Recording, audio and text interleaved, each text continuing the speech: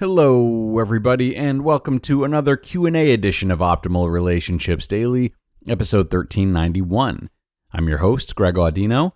We have a very challenging question on the ledger today that's coming from a woman that has recently had her life just turned upside down. There's a lot to it, but I believe the path to recovery, while challenging, might actually be found by consulting one of psychology's most popular ideas. Let's hear the story from her and explore how this psychological model could maybe be played into as we optimize your life. My husband dumped me with my 1-year-old baby, which he doesn't support, and I am jobless. He's called once, but I don't want to pick up. I am so stressed, I have no appetite, and you can imagine right now I'm staying at my parents' house. The pain is too much, and I don't know what to do. I am lost, heartbroken. Moving on is not that easy for me. Please help. Okay, there's a lot going on here as this is a very difficult situation you found yourself in. Yet still, I am happy to tell you that I think there is a lot to be hopeful for and a very reliable game plan you can put into action. Now, I want to start by introducing you to what's called Maslow's hierarchy of needs. Some of you might have heard about it. It's a very popular model in psychology. The short version is that a psychologist named Abraham Maslow created what he called a hierarchy of needs, insinuating that certain human needs must be met before bothering to fulfill other ones. The hierarchy goes as such. At the bottom, you have physiological needs, like food and water, shelter, and clothing. Now, once you've met those needs, you can then, and only then, concern yourself with safety needs, the next tier, like employment, health, and other resources for personal security. After you've met your safety needs, and only after, there are 3 more tiers that involve relationships, personal freedom, spirituality, status, and so on. Now, what this means for you is that you have a hierarchy of things to take care of in order to get yourself back on your feet. This scenario that you found yourself in is not going to get solved all at once, and thinking it will only damage you more. You will get out of this. You will, but you are going to have to take it step by step, fulfilling the needs for you and your baby in the proper order. That means taking care of food, shelter, etc. first, and making that the top priority. That means before looking for work, and certainly before paying for some kind of self-help program or picking up the phone and hearing what your ex is blabbering about. That stuff is going to have to wait. So here's the move. First things first is to get answers on those base physiological needs. It is so great that you have your parents right now. I mean, what a blessing. They're a huge lifeline at this moment. So to avoid any more surprises, it's essential to talk to them, talk to your parents, and get on the same page about exactly what they can do for you and the baby and for how long. Ask them how long they're comfortable with you staying there. And if they're providing financial support, ask them how much they can offer. Now, of course, it should go without saying, but I will say it anyway. This is not to see how much you can get from them, but to know just what to expect so it's easier for you to start planning.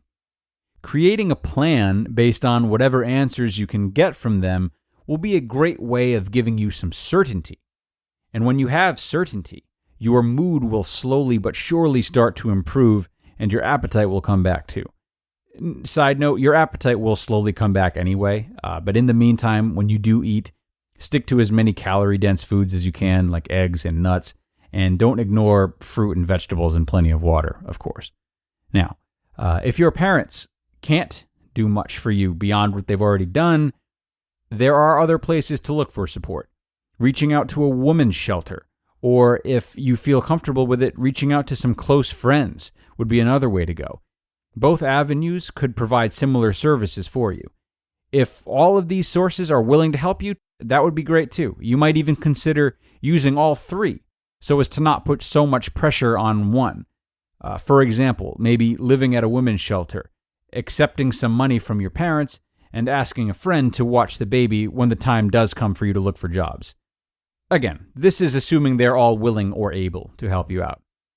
Now, at that point, once you know your allies and are clear about just what they will do to help you, then it's time to start looking for work more diligently. Now, ideally, you can get answers from your parents and, if necessary, answers from a shelter and friends all in a matter of a few days. It really shouldn't take long, so that's good. Explain to them that you are not pressuring them, but that you would just like to know exactly how much help you can get right now so you can know how much time you can spend on creating your own independence. Try not to be bitter if anyone can't help you as much as you thought they would. I know that could be easy to do right now in this sea of challenging emotions, but do remember, all of these people are the ones giving to you right now. So anything they provide you with is worth being grateful for. So again, once you know exactly the help you're getting, and hopefully you know how long you're getting it for, then I think you can start looking for a job.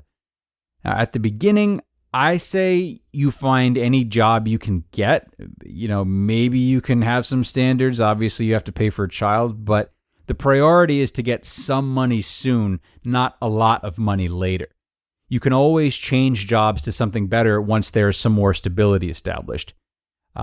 Maybe if you have parents that are, willing to house you and pay for all your expenses for like 5 years, then you can spend a little extra time looking for a good job right away. But, obviously you want to work as soon as possible and not take advantage of those who are going out of their way for you. Like I said, the more certainty you can create for yourself right now, the more your depression will be likely to improve, because you will be reassured that you and your baby have all the necessities. Everything is being generated from knowing that you and your baby will be okay. So the more that that's prolonged, the better you'll feel. The more this idea that you are taken care of, the more that is prolonged, the better you'll feel.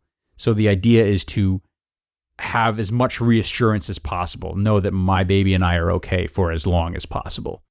And there's a lot of certainty that comes from the independence of making your own way and providing for yourself. Not to mention the sense of purpose and contribution that comes from that as well. And ORD listeners, we all know that learning to manage daily stress and anxious thoughts is something that everybody would want, but many of us don't know where to even begin. Well, I recommend our sponsor, Noom Mood. With Noom Mood, you'll take the journey to mental wellness one step at a time. They'll help you better understand your personal relationship with stress and anxious thoughts so that you can take control, build resilience, and develop coping mechanisms that actually work. It's really helped me to be more trusting in myself to handle adversity, and the better I get with this, the less overthinking and exhaustive planning I do, which frees up so much of my time and my mental space. But one size does not fit all. You can navigate the program at your own pace for your own struggles, and you'll also have the support of a coach along the way. All you need is 10 minutes a day, and it's an app, so it's there for you anytime, anywhere. So start to worry less and feel happier by signing up for your trial at noom.com/ORD. That's NOOM.com/ORD to start your trial today. Okay, thank you for listening today, everyone. Thank you, Asker, for being so vulnerable and coming to us in a truly difficult time for you. As always, it's a real privilege knowing that you guys trust us in some of these most life-defining times. I love you all. I'm always here for you. Send any questions of your own in by email to advice@oldpodcast.com. Advice@oldpodcast.com. As you know by now, you are all more than welcome with whatever you want to bring to the table. That's going to do it for today, though, guys. I'll be back to talk to you again tomorrow in both our regular episode as well as our weekly bonus episode. And that's where your optimal life awaits.